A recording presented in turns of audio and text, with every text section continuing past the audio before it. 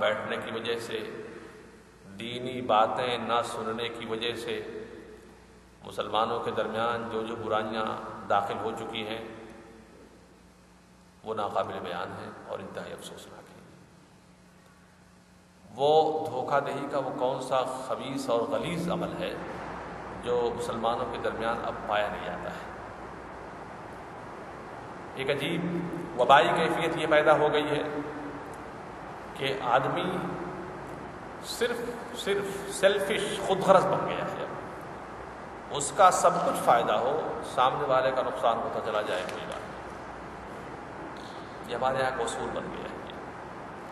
اپنا business promote کرنے کے لیے اپنے پارٹنر کو لے ڈباتا ہے، اپنے پارٹنر کو کھا لیا اس نے۔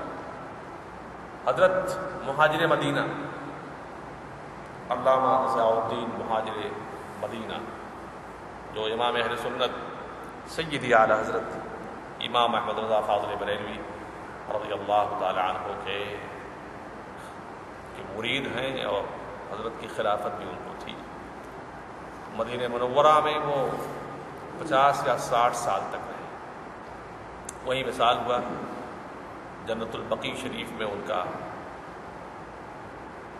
کی مزار پاک کی قبر انور ہے۔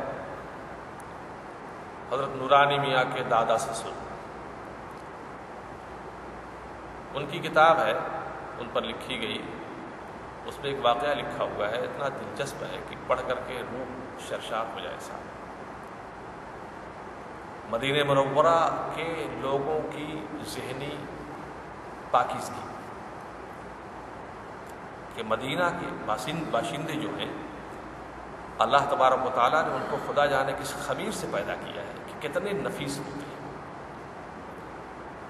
فرماتے ہیں ایک شخص گیا حضرت مہاجر مدینہ کے پاس، کچھ کپڑے وغیرہ خریدنا تھا اس کو، تو حضرت نے اس کو اپنے ایک جاننے والے کی دکان کے بھیج دیا کہ وہاں سے جا کے کپڑا لے لے۔ تو یہ صاحب اس کے پاس گئے، دکاندار کے پاس، ساری باتیں بیان کی، صاحب میں آیا ہوں، ذرا مجھ کو یہ کپڑا چاہیے۔ تو انہوں نے فرمایا کہ ایسا ہے، میں تو اس کو دے دوں گا، اس میں کوئی شبہ نہیں ہے۔ حضرت نے فرمایا ہے میرا سامنے والا جو ہے نا، وہ بھی کپڑے کی دکان کرتا ہے، صبح سے اس کے یہاں میں دیکھ رہا ہوں کوئی گاہک آ نہیں رہا ہے، تم وہاں سے جا کے کپڑا خرید۔ دیکھ رہے ہیں جی، میں تم کو دے دوں گا، مگر میرا بھائی ہے وہ، وہاں سے جا کے تم خریدو گے، اس کو تھوڑی سی آمدنی مل جائے۔ یہ ہے مومن کی عظمت، یہ ہے مومن کی شان، اور یہ ہے اہل مدینہ کا ایمان۔ میرا مدینہ منورہ کی زمین کوئی ایسی ویسی زمین نہیں ہے، حضور کا جسم انور وہاں پہ ہے، تو ظاہر سی بات ہے جب حضور کا بدن پاک وہاں ہو تو اس کی نورانیت، اس کی روحانیت، اس کا فیضان ظاہر ہوگا کہ نہیں ظاہر ہوگا۔ اچھا، اس زمین پر چونکہ ایک تو زمین کی خصوصیت، معاشرے کی خصوصیت، کلچر کا ایفیکٹ، جس سماج میں آدمی رہ رہا ہے اس کی ہوائیں، اسی بنیاد پر آدمی خالی اپنی بس اپنی اسی میں پڑا ہوا ہے۔ سامنے والے کا چاہے اس کی عزت جائے، آبرو جائے، بک جائے، وہ کچھ بھی ہو جائے، ہمیں فکر نہیں ہوتی۔ اللہ محفوظ فرمائے اس سے۔ اگلا باب جو ہے وہ ایک اور ہمارے معاشرے کی اصلاح کا ہے، یہ بھی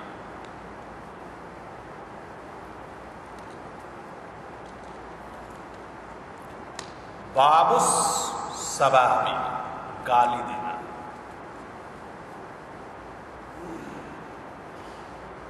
کسی کو گالی دینا۔ گالی کا مطلب صرف یہی نہیں ہے کہ کسی کی مادر پدر کر دی جائے، کوئی بھی ایسا ناشائستہ جملہ کہ اگر کسی کو بولا جائے تو اس سے اس کو تکلیف ہو جائے، یہ گالی میں شمار ہوتا ہے، یہ گالی میں شمار ہوتا ہے۔ سیدہ صفیہ رضی اللہ تعالی عنہا جو حضور کی شریکان حیات میں سے ایک ہے، ام المومنین ہیں، ان کا قد تھوڑا سا چھوٹا تھا۔ ازواج مطہرات میں سے کسی نے اتنی سی بات کہہ دی کہ ان کا قد چھوٹا ہے، جانتے ہیں سورہ حجرات شریف کی آیت کریمہ اتری اس کے بارے میں، یا ایھا الذین آمنوا لا یسخر قوم من قوم عسى ان یکونوا خیرا منهم ولا نساء من نساء عسى ان یکن خیرا منهم ولا تلمزوا انفسکم ولا تنابزوا بالالقاب بئس الاسم الفسوق بعد الایمان۔ یہ آیت کریمہ، اے ایمان والو، مردوں میں سے کوئی بھی مرد کسی دوسرے مرد مومن مرد کا مذاق نہ اڑائے، عورتوں میں سے کوئی بھی عورت کسی مسلمان عورت کا مذاق نہ اڑائے۔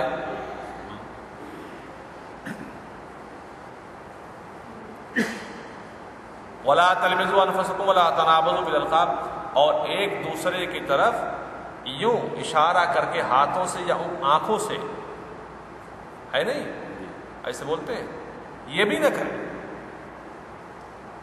یہ بھی نہ کریں کہ آنکھوں سے اشارہ کرنے کے بعد کسی کے تعلق سے ایسا کوئی انداز اور کیریکٹر اختیار کرے کہ تاکہ اس سے اس کو تکلیف ہو، یہ بھی نہ کریں۔ ولا تنابزوا بالالقاب بئس الاسم الفسوق، اور کسی خراب لفظ سے اس کو یاد بھی نہ کریں، سختی کے ساتھ منع فرمائیے۔ تو یہ نہیں کہ صاحب خالی بس جو فصیح جو مطلب کہ غلیظ قسم کی گالیاں ہوتی وہی دی جائیں، ایسا کوئی جملہ جس سے کسی کو تکلیف پہنچے وہ بھی اسی میں شامل ہوگا۔ حدیث ملاحظہ فرمائیے۔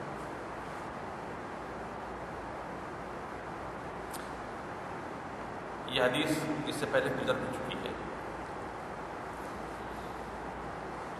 عن ابن عباس قال استب رجلان على عهد رسول الله صلى الله عليه وسلم فسب احدهما والآخر ساكت والنبي جالس ثم رد الآخر فنهض النبي فقيل نهضت؟ قال نهضت الملائكة فنهضت معه إن هذا ما كان ساكتا ردت الملائكة على الذي سبه فلما رد نهضت الملائكة۔ ابن عباس رضی اللہ تعالیٰ عنہ فرماتے ہیں کہ دو آدمی نے ایک دوسرے کے ساتھ جو ہو سب ان گالی گلوچ کیا، لیکن یہاں پہ میں جو ترجمہ کر رہا ہوں تھوڑا سا بچ کر کے کہ نازیبہ الفاظ کے، نازیبہ الفاظ کے۔ حضور کے زمانے مبارکہ میں یہ بات ہو رہی تھی، تو ایک شخص نے دوسرے کو کچھ غلط بات کہی اور دوسرا چپ رہا، کچھ بولا نہیں۔ تو جب تک وہ بیٹھے رہا، بیٹھا دوسرا آدمی، حضور اس کے ساتھ بیٹھے رہے، کچھ بول نہیں رہے تھے حضور، مگر بات آخر کب تک برداشت کی ہو سکتی ہے، دوسرے نے جواب دے دیا۔ جب دے دیا تو حضور کھڑے ہوئے، تو ان سے کہا گیا کہ آپ کیوں اٹھ گئے ہیں؟ نہیں دیکھ رہے کہ گالی دے رہا ہے، یہ برا کہہ رہا ہے مجھ کو۔ حضور نے فرمایا میں اس لیے اٹھ گیا ہوں کہ فرشتہ بھی اٹھ گیا۔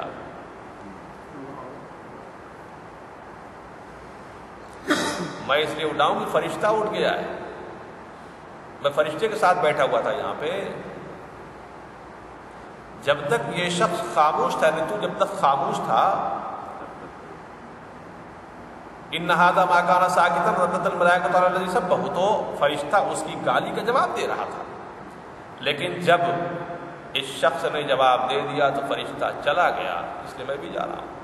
یہ حدیث یہاں مجمل انداز میں بیان فرمائی گی۔ واقعہ ہے سیدنا صدیق اکبر ابو جہل کا، یہ واقعہ ہے سیدنا صدیق اکبر اور ابو جہل کا۔ ابو جہل صدیق اکبر کی شان میں بڑی بدتمیزیاں کر رہا تھا، اور صدیق اکبر رضی اللہ تعالیٰ عنہ بیٹھے ہوئے چپ چاپ خاموش سنتے رہے، کچھ بول نہیں رہے تھے، حضور ہی بیٹھے رہے۔ پھر جب برداشت سے باہر ہو گیا، صدیق اکبر نے کوئی بات کہہ دی تو حضور اٹھ گئے فوراً۔ تو جب اٹھ گئے تو صدیق اکبر نے فرمایا عجیب سی بات ہے، وہ اتنی دیر سے مجھ کو بول رہا ہے، آپ بیٹھے سنتے رہے، آپ کچھ نہیں بولے، میں نے ایک جواب دے دیا تو آپ اٹھ کے چلے جا رہے ہیں۔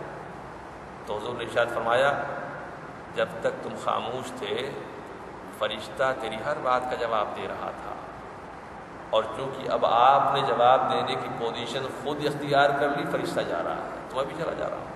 بات یہ تھی اصل یہ حدیث گزر چکی سے پہلے۔ اس حدیث سے جو بات واضح ہوتی ہے وہ یہ ہوتی ہے کہ اگر کوئی آدمی کسی کو